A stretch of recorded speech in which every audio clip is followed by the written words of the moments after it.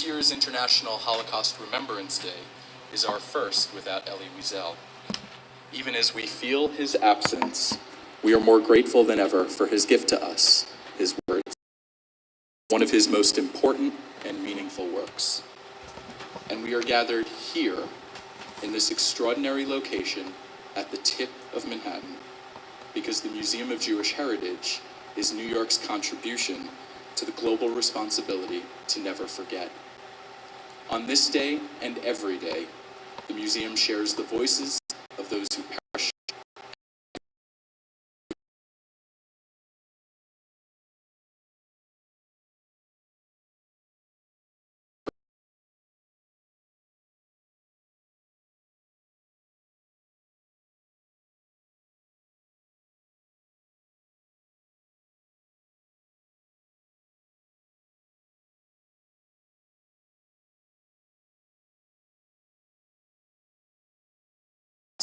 Explore exhibitions, learn, contemplate, and engage with the richness, complexity, and magnitude that is our community.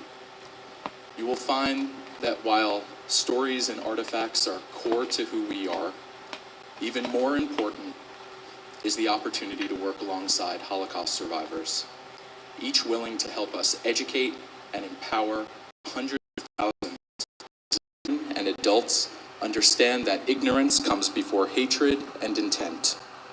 They share in our obligation to tell the stories of their mothers and fathers, sisters and brothers, friends and neighbors. These men and women deserve our thanks, our praise, and our gratitude for continuing to tell their stories, as well as to educate others on the history of the Holocaust today. As we recognize those for being with us this afternoon, I would also like to extend a special thanks to the Wiesel family, without whom this reading would not have been possible. I would also like to thank the Museum of Jewish Heritage for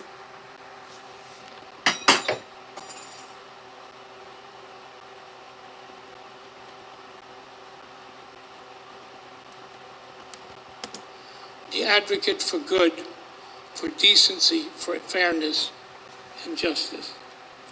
Tehei nishmascha tzurah b'nishmas ha'chayim. May your soul be bound to our souls forever. Thank you.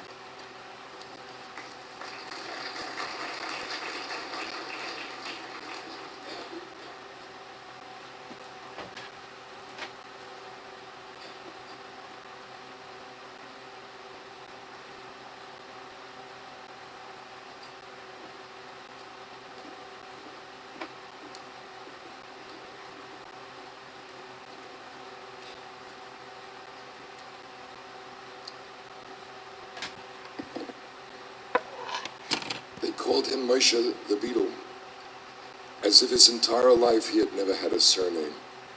He was the jack of all trades in a Hasidic house of prayer, a shtibel. The Jews of Sighet, the little town in Transylvania where I spent my childhood, were fond of him. He was poor and lived in utter penury. As a rule, our townspeople, while they did help the needy, did not particularly like them. Moshe the Beetle, however, was the exception. He stayed out of people's way. His presence bothered no one. He had mastered the art of rendering himself insignificant, invisible. Physically, he was as awkward as a clown. His waif-like shyness made people smile. As for me, I liked his wide, dreamy eyes, gazing off in the distance.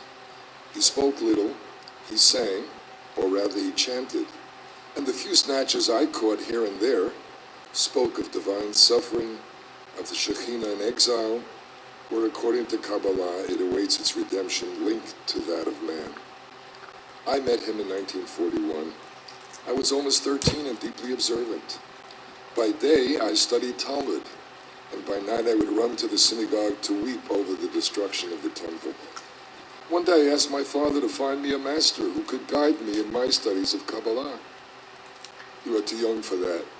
Maimonides tells us that one must be 30 before venturing into the world of mysticism, a world fraught with peril. First you must study the basic subjects, those you are able to comprehend. My father was a cultured man, rather unsentimental. He rarely displayed his feelings, not even within his family, and was more involved with the welfare of others than that of his own kin. The Jewish community of Sighet held him in highest esteem. His advice on public and even private matters was frequently sought. There were 4 of us children: Hilda, the eldest, then B. I was the 3rd and the only son. Tzipora was the youngest.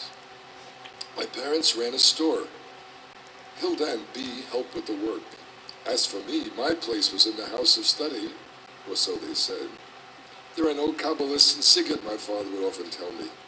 He wanted to drive the idea of studying Kabbalah from my mind. In vain. I succeeded on my own in finding a master for myself in the person of Moshe the Beadle. He had watched me one day as I prayed at dusk.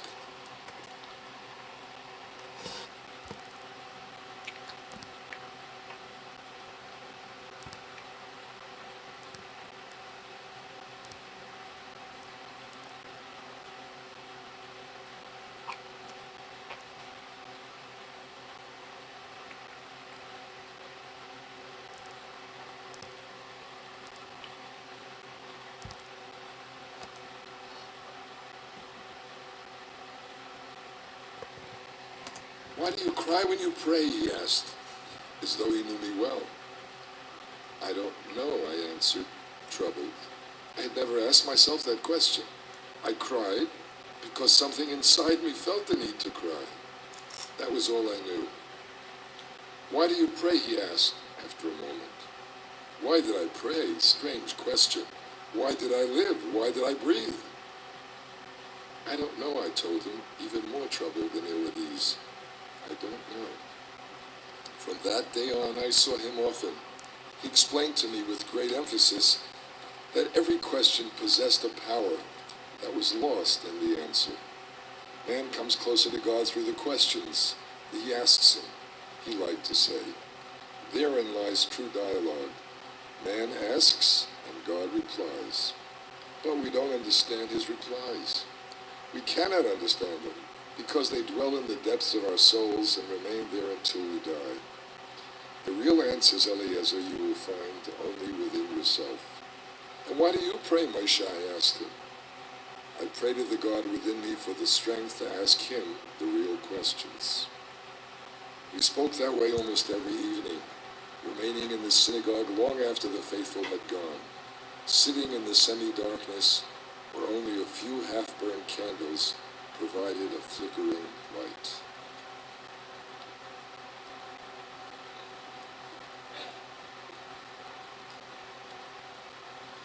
One evening I told him how unhappy I was not to be able to find in Sighet a master to teach me the Zohar, the Kabbalistic works, the secrets of Jewish mysticism. He smiled indulgently. After a long silence, he said, "There are 1,001 gates allowing entry into the orchard of mystical truth. Every human being has his own gate. He must not err and wish to enter the orchard through a gate other than his own. That would present a danger, not only for the one entering, but also for those who are already inside." And Moshe the Beadle, the poorest of the poor of Sighet, spoke to me for hours on end about the Kabbalah's revelations and its mysteries. Thus began my initiation.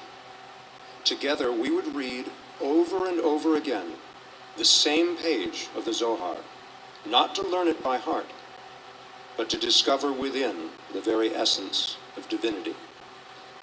And in the course of those evenings, I became convinced that Moshe the Beadle would help me enter eternity, into that time when question and answer would become one. And then, Hello, person. one day, So, I need to listen to Night by Elie Wiesel, and I've been putting it off for forever. And to me, it's pretty boring, so I decided just to do a stream and listen to it. So, Foreign Jews were expelled from Siget, and Moshe the Beetle was a foreigner. Crammed into cattle cars by the Hungarian police, they cried silently. Standing on the station platform, we too were crying. The train disappeared over the horizon. All that was left was thick, dirty smoke. Behind me, someone said, sighing, "What do you expect? That's war." The deportees were quickly forgotten. A few days after they left, it was rumored that they were in Galicia, working, and even that they were content with their fate. Days went by, then weeks and months. Yeah, Life Mikey. was normal again, a calm, reassuring wind blew through I our won't be homes. doing stuff. The shopkeepers were doing Yeah, their that's what I'm business. doing as well. Students I won't be doing moved along their like books, anything and till the children like played in the streets. 6 or 7 EST. One day, So, as I was about to enter the synagogue, I saw Moshe the Beetle sitting on a bench near the entrance. I made some food, so I'm gonna go get that food and then I'll be back. And of course,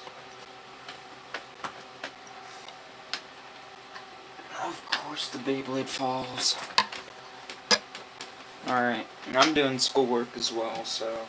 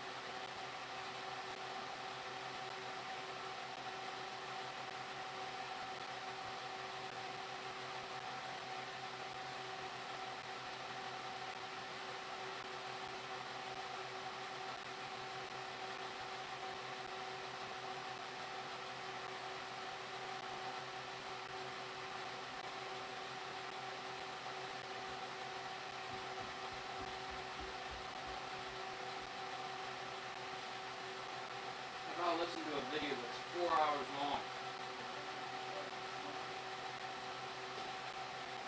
So I didn't want to do it this morning.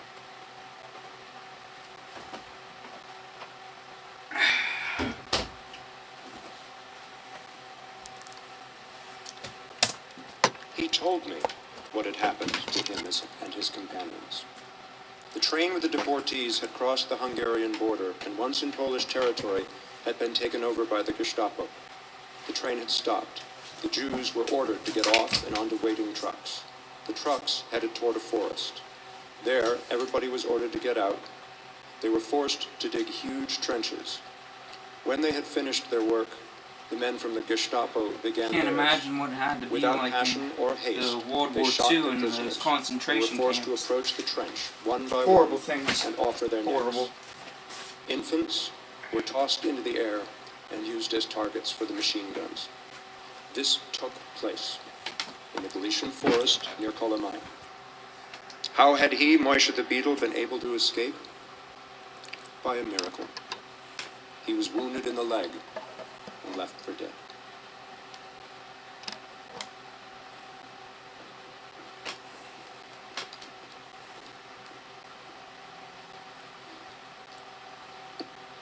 Day after day, night after night, he went from one Jewish house to the next, telling his story and that of Malka, the young girl who lay dying for 3 days, and that of Toby, the tailor who begged to die before his sons were killed. Moishe was not the same. The joy in his eyes was gone. He no longer sang. He no longer mentioned either God or Kabbalah. He spoke only of what he had seen. But people not only refused to believe his tales, they refused to listen. Some even insinuated that he only wanted their pity, that he was imagining things.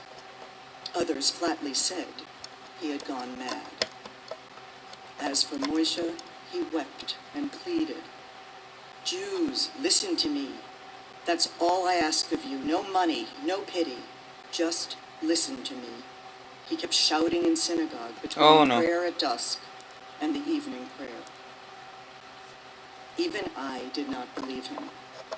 I often sat with you him did after see what's my services and listened ceiling, to so his tales, trying to understand his grief. But all I felt was pity. They think I'm mad, he whispered, and tears like drops of wax flowed from his eyes. Once I asked him the question, why do you want people to believe you so much? In your place, I would not care whether they believed me or not. He closed his eyes, as if to escape time. You don't understand, he said in despair. You cannot understand. I was saved miraculously. I succeeded in coming back. Where did I get my strength? I wanted to return to Ziget, to describe to you my death, so that you might ready yourselves while there is still time. Life? I no longer care to live. I am alone. But I wanted to come back to warn you. Only no one is listening to me. This was toward the end of 1942. Thereafter, life seemed normal once again. London radio, which we listened to every evening, announced encouraging news. The daily bombings of Germany and Stalingrad, the preparation of the Second Front. And so we, the Jews of Siget, waited for a better day. Days that surely were soon to come. I continued to devote myself to my studies, Talmud during the day, and Kabbalah at night. My father took care of his business in the community. My grandfather came to spend Rosh Hashanah with us, so as to attend the services of the celebrated Rebbe of Borsha. My mother was beginning to think it was high time to find an appropriate match for Hilda. Thus passed the year 1943.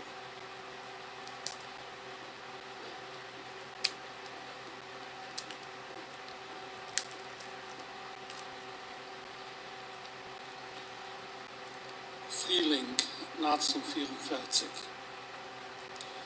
Gibt die Idees für den Mizrach-Front. Wegen Hitlers Mapole ist schon mehr nicht kein Sofek. Es ist bloß eine Frage von Wochen, wer weiß, öfter von Tagen.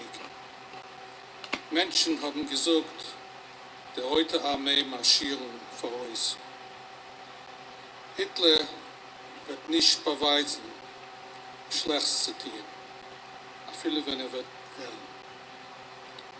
Jeden haben sich beschäftigt mit alles, sich verinteressiert mit allem, mit Strategie, mit Milchume, mit Zionism, nur nicht mit seiner eigenen Gehör, mit seiner eigenen Gehör.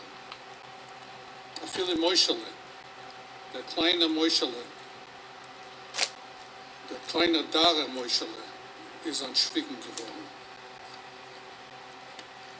Hat aufgehört zu der Kutschen mit seinen Schreckmaßes.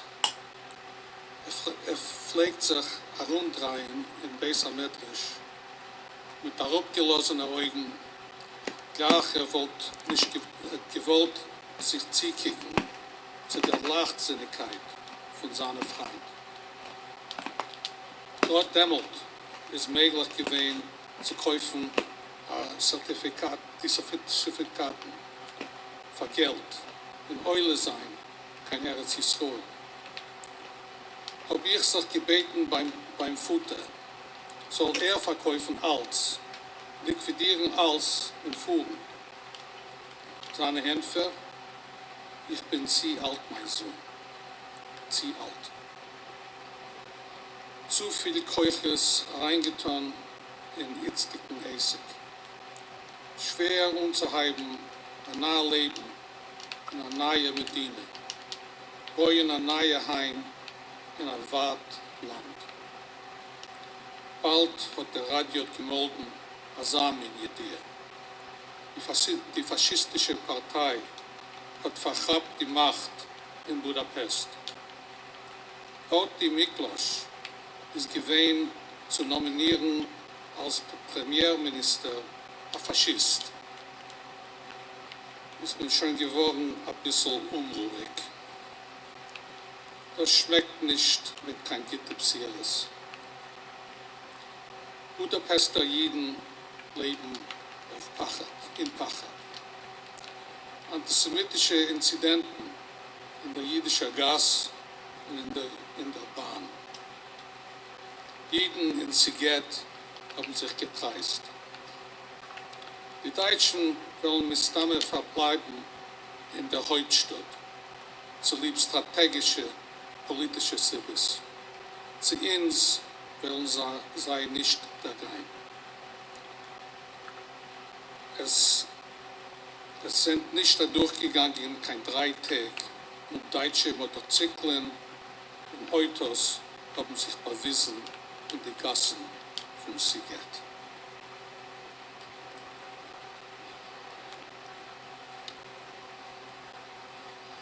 Anguish. German soldiers, with their steel Hi, helmets Alexander. and their death's head Yeah, I've been putting this still off for our first weeks. impressions of the I'm Germans listening were to rather a reassuring.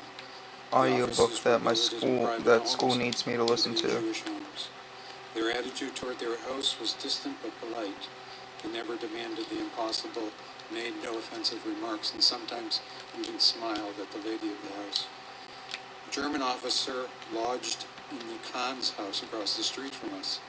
We were told he was a charming man, calm, likable, and polite. 3 days after he moved in, he bought Mrs. Khan a box of chocolates. The optimists were jubilant. Well, what did we tell you? You wouldn't believe us. There you are, you're Germans. What do you say now? Where is their famous cruelty? The Germans were already down, the fascists were already in power, the verdict was already out, and the Jews of Siget were still smiling. The 8 days of Passover. The weather was sublime. My mother was busy in the kitchen. The synagogues were no longer open.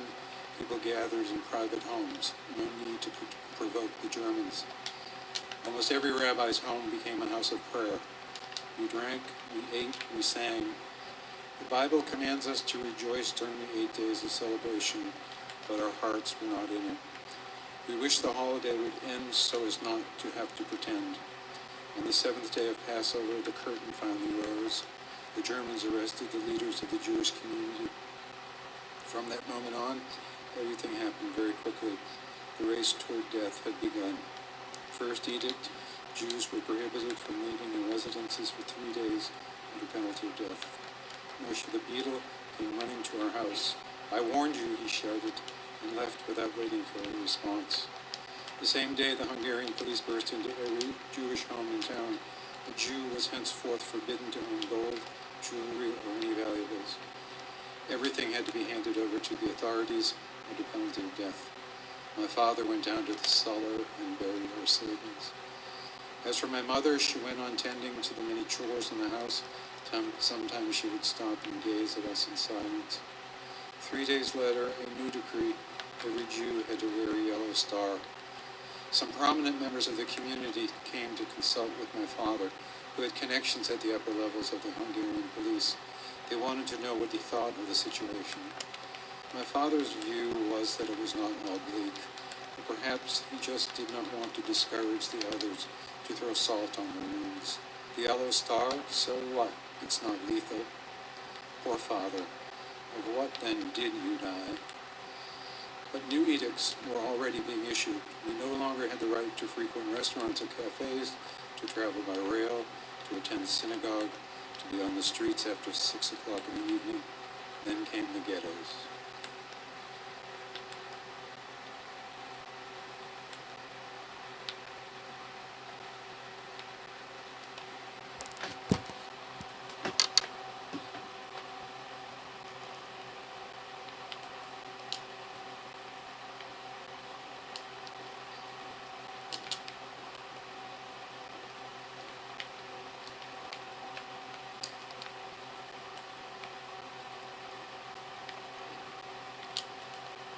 Two ghettos were created in Sziget.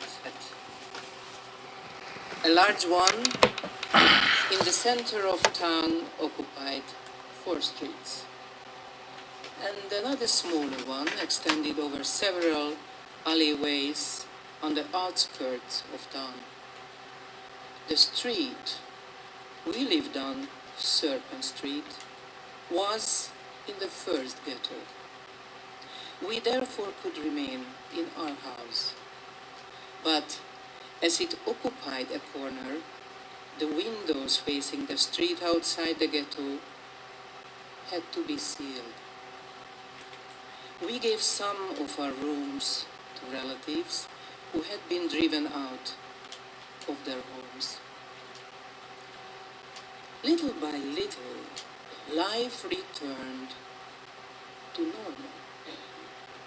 The barbed wire that encircled us like a wall did not fill us with real fear. In fact, we felt it was not a bad thing. We were entirely among ourselves.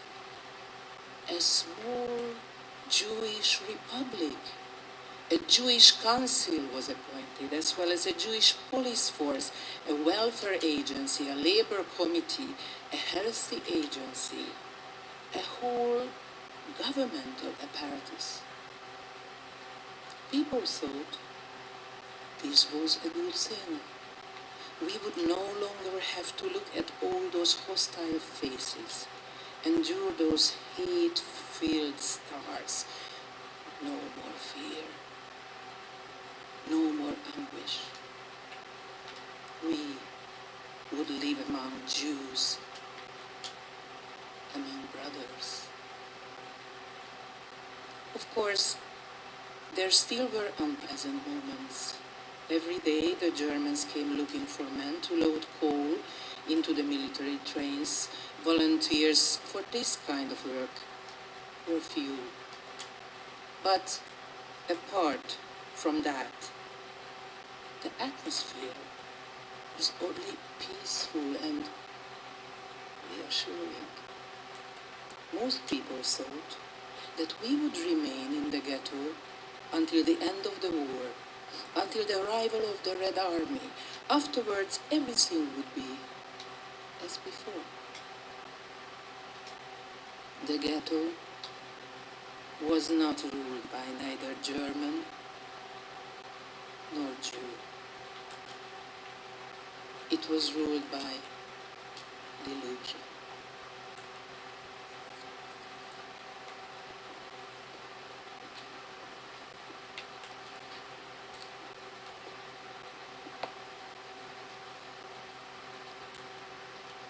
Some 2 weeks before Shavuot, a sunny spring day, people strolled seemingly carefree through the crowded streets.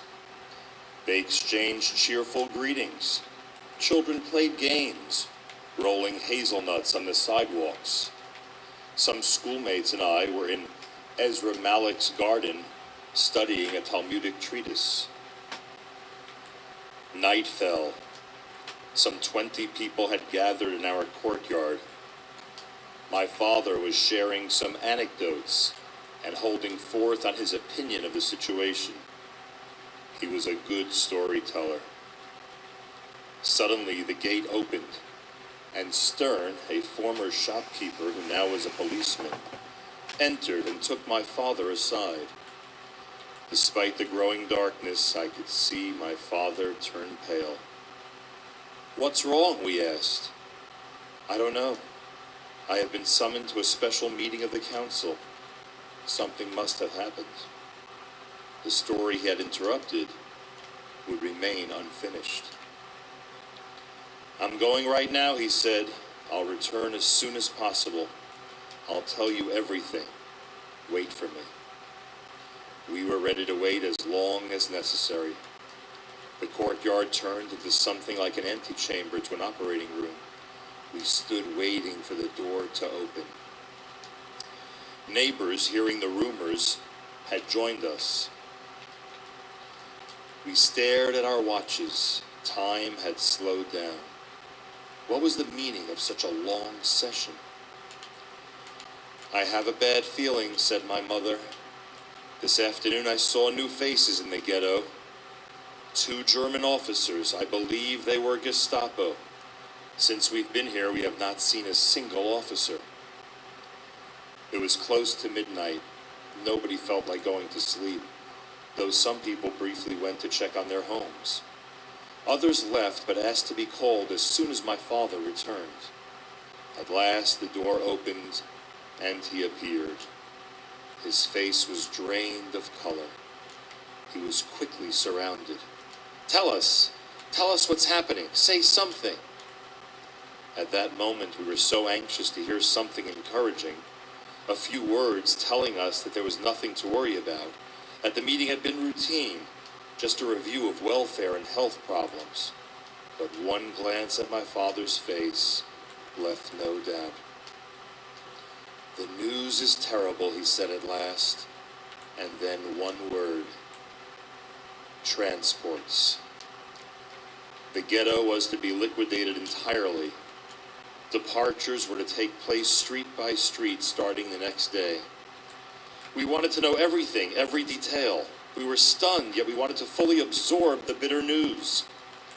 Where will they take us? That was a secret for all except one, the president of the Jewish Council. But he would not tell, or could not tell. The Gestapo had threatened to shoot him if he talked. "There are rumors," my father said, his voice breaking, "that we are being taken somewhere in Hungary to work in the brick factories. It seems that here we are too close to the front." After a moment's silence, he added, "Each of us will be allowed to bring his personal belongings, a backpack, some food, a few items of clothing, nothing else."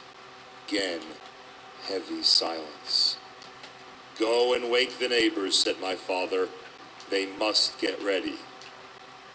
The shadows around me roused themselves as if from a deep sleep and left silently in every direction.